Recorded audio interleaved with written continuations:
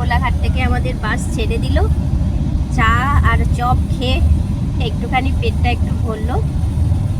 আবার একটু কেক আছে, পরে আবার বের করে খাবো। এখন এইটুকুনি খাওয়া হলো, এটা একটু পেটে থাকুক, আবার খানিকটা গেলে আবার একটু খাবো, তারপরে সোজা বাড়ি গিয়ে খাবো। যাই হোক, দুদিন মানে কবে এসেছিলাম? বুধবার না? সেই বুধ বৃহস্পতি, আজকে তো শুক্র, মানে বুধ বৃহস্পতি আর এই শুক্রবার দিন, মানে শুক্রবার মানে আজকেটা মানে সকাল অবধি এই যতক্ষণ এই বাসে না উঠেছি ততক্ষণ পর্যন্ত মানে আমাদের অবস্থা দুজনের পুরো নাজেহাল হয়ে গেছে।